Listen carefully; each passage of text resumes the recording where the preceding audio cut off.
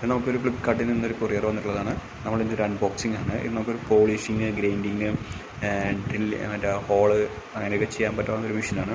അപ്പോൾ ഇത് നമുക്കൊന്ന് പൊട്ടിച്ച് നോക്കാം. ഓക്കെ, ഇപ്പോൾ ഈ ബോക്സിൻ്റെ ഉള്ളിൽ നമുക്ക് ആദ്യമായിട്ട് എടുത്തിരിക്കുന്നത് ഇതാണ്.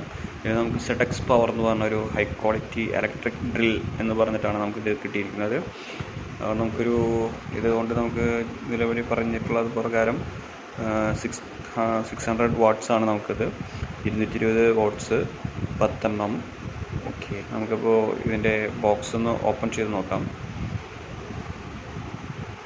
അപ്പോൾ ഇതാണ് നമ്മുടെ പ്രോഡക്റ്റ്. നമ്മളിവിടെ തുറന്നിരിക്കുന്നു.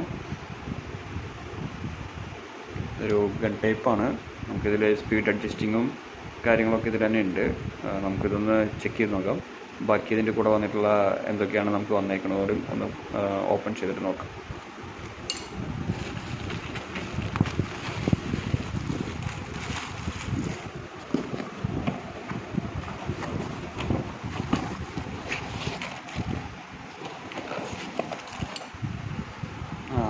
ഇതിലിപ്പോൾ ഒരെണ്ണം പോളിഷിങ്ങിൻ്റെയാണ് നമുക്കിത് കിട്ടിയിരിക്കുന്നത്. ഇത് നമുക്ക് അതുപോലെ തന്നെ പോളിഷ് ചെയ്യാനായിട്ടുള്ള ടൂൾ തന്നെയാണ്. ഇത് നമുക്ക് ഗ്രൈൻഡ് ചെയ്യാനായിട്ടുള്ളതാണ്.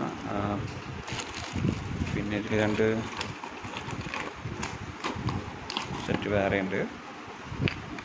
അത് നമുക്ക് ഗ്രൈൻഡിങ് പർപ്പസിനുള്ളതാണെന്നാണ് തോന്നുന്നത്. ഓക്കെ, ഇത് 2 ഉണ്ട്. പിന്നെ അതിൻ്റെ ഒരു കീ ഉണ്ട്.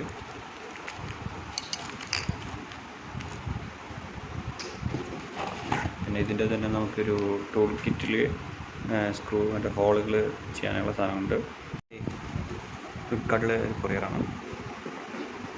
ടൂൾ കിറ്റ്, അതിൻ്റെ സ്ക്രൂ ആണ്.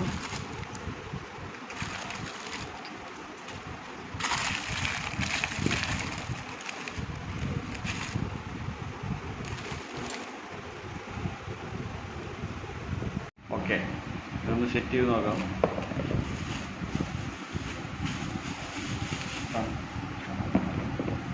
നമുക്ക് ഇതിലേക്ക് ഇടണം. നമുക്കിവിടെ അഡ്ജസ്റ്റിംഗ് ടൈപ്പാണ്. അത് നമ്മളൊന്ന് തിരിച്ച് കൊടുത്തു കഴിഞ്ഞാൽ ഇവിടെ ഹോൾ സ്പേസ് വലുതാവും. ഓക്കെ, ഇൻസേർട്ട് ചെയ്യുക. വീണ്ടും വണ്ടിക്ക് തിരിച്ച് കഴിഞ്ഞാൽ ഇവിടെ ലോക്കിംഗ് സിസ്റ്റമായി.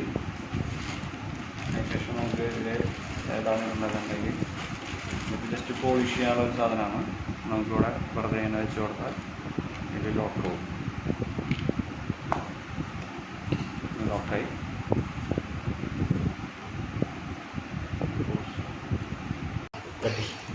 വേറെ എടുത്തോ ഒട്ടിച്ചു കൊടുക്കാം.